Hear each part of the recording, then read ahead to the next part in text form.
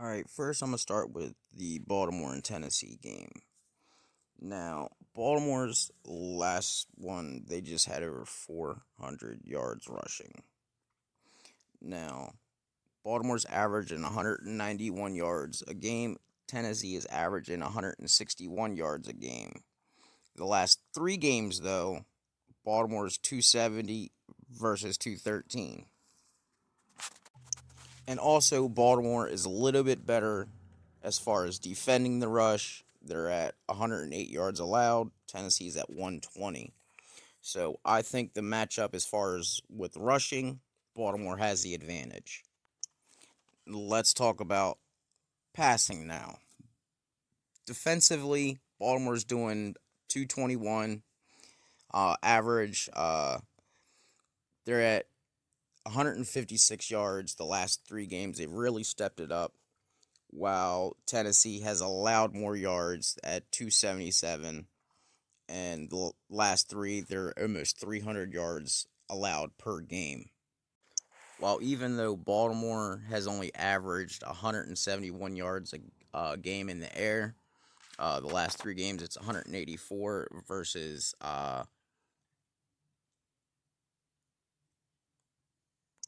and while Tennessee is putting up an average of 228 yards in the air every game, they've also slacked out and they're less than 200 yards in the air a game.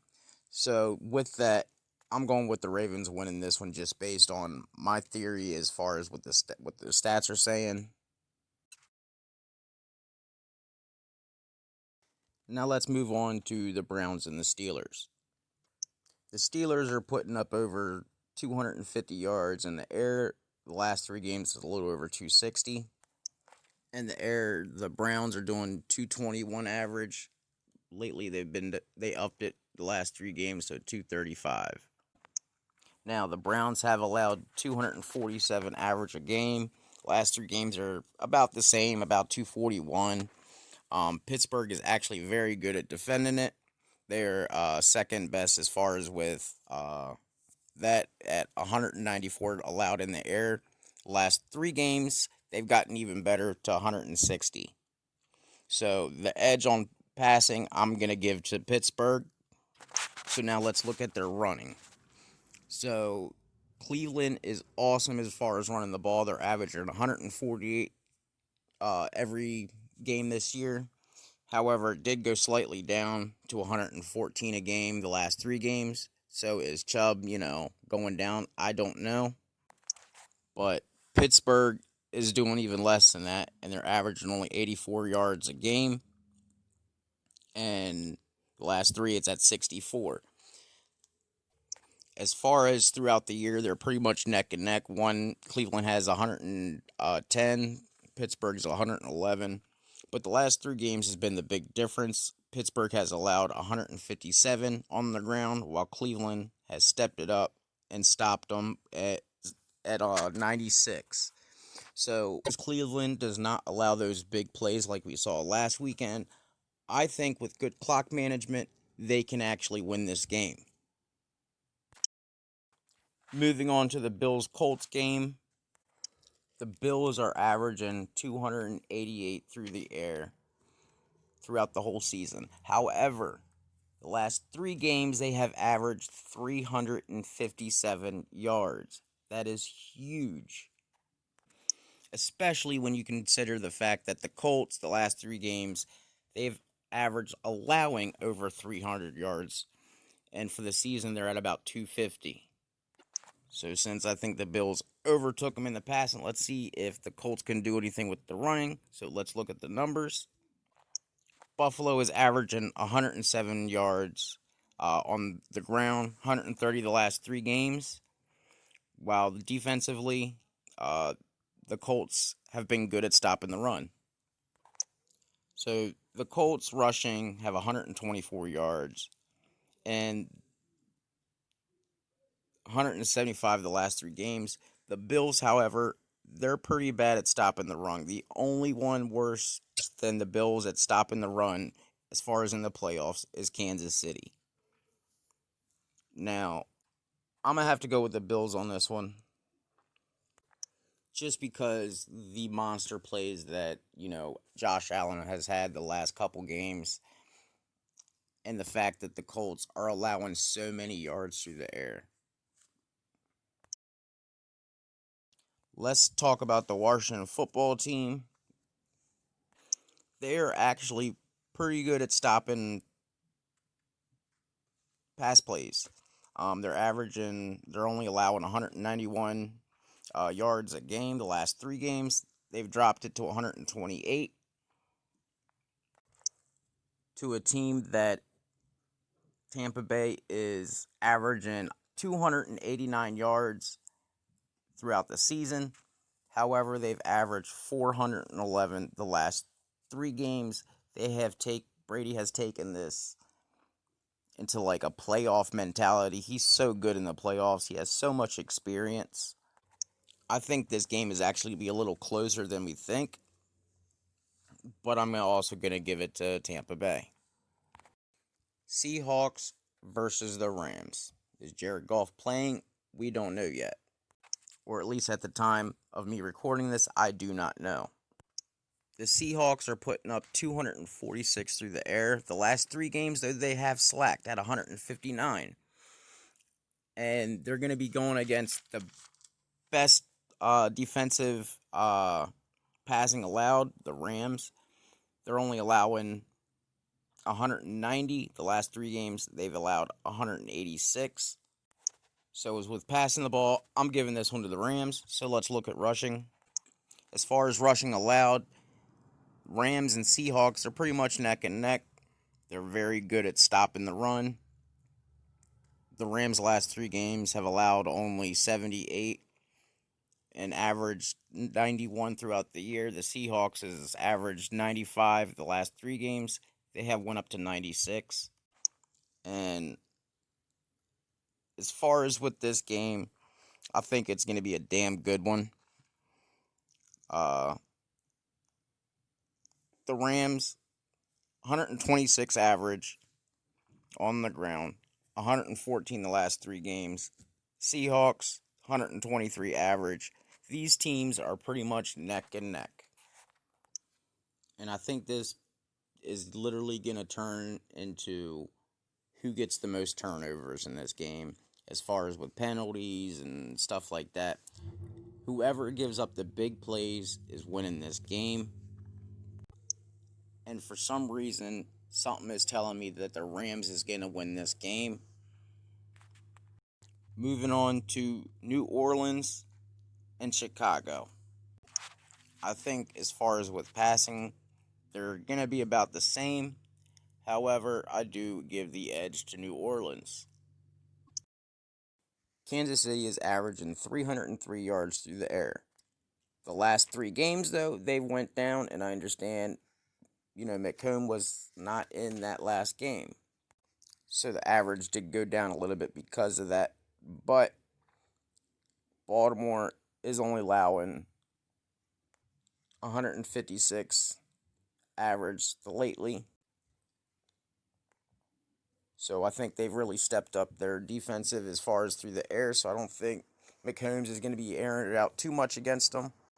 And Baltimore is actually going to run all over them because they are horrible at stopping the run, allowing 122 yards a game. And last week, the Ravens went over 400, and they've been averaging over 270 the last 3 games, which is almost 100 yards more than their 191 average throughout the whole season. So I give the edge to the Ravens. Green Bay versus the Bucs. Since the Bucs pretty much have no run game, and in the last 3 games only have averaged 85 yards a game, you got to look at passing. Now, Green Bay, they can run the ball. They've averaged 132 through the season, 169 the last couple games. But I don't think they're going to have any type of running because the defense for Tampa Bay for rushing is the best, and they've only allowed 79 yards. So while even though Tampa Bay does not really run it too much or often, they are also good at stopping it. So I think this game is strictly going to be a shootout through the air. The last 3 games, Green Bay's averaged 200, which is slightly less than their 221. So Tampa Bay is averaging 246 the last 3 games, 232. Now, because this is going to be a primarily air game, I do believe, I'm giving this one to Tampa Bay. Browns, Bills. The Browns are averaging 235 passing every game. Buffalo is allowing 232. Cleveland is good at stopping the run as of late. And yet again, the Bills are horrible at defending it. I'm going with Browns. Saints versus the Rams. Again, the Rams are only allowing 186 the last 3 games. As far as passing, do I think that they'll get to their 245 average and the Rams allow it? I kind of do. Plus, you got Kamara rushing it. And even though, the Rams are good at stopping it the last 3 games as far as 78.7 yards allowed, I really think New Orleans is going to come up and actually play good in this game. So I'm going with them for winning it. Y'all have already heard the stats. You've seen it already twice this year. The Ravens are going to take the Browns yet again and move on to the Super Bowl. Now for Tampa Bay versus the Saints. Now, again, they're good at stopping the run. I don't think Alvin Kamara is going to get that many yards. Do I think he's going to break 100? It is possible. But I think he's going to actually come up a little short on that. And I still think that Tampa Bay is moving on.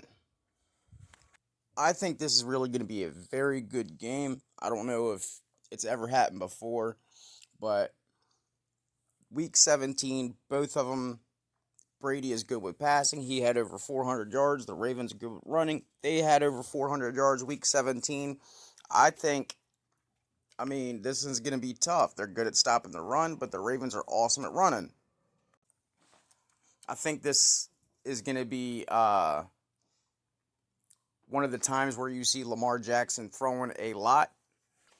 But the Ravens have played Tom Brady a lot. They know what he's going to do and everything like that. If I read it correctly, I believe the series is 6-2 with the Ravens as far as Tom Brady and 4-2 over Tampa Bay. And I think the Ravens are winning this. I might be a little biased because I am a Raven fan. But like I said, I still think Kansas City is not making it to the Super Bowl no matter what. You got to think Kansas City, the worst defensive as far as the rush, is either going to go up against the Titans or the Ravens. And either one of those 2 games, I think they're going to get ran over. Tom Brady is awesome in the playoffs, like I said before. I think this one's going to make some history again with the Ravens. I think Tampa Bay is going to be the first team to host their own Super Bowl.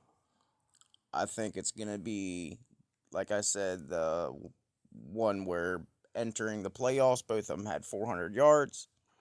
There's always some monumental history making, and I get, there hasn't been too many Super Bowls, so there's not really, it's always making history. But, the Ravens, they do the odd ones. The lights go out, things like that. They almost was the first team to shut out a team. They had the brothers play. I think, this is going to be a crazy one. Please hit that subscribe button. Say, Siri, set a reminder every 6 hours to subscribe to the Random Professor, or your team won't win the Super Bowl.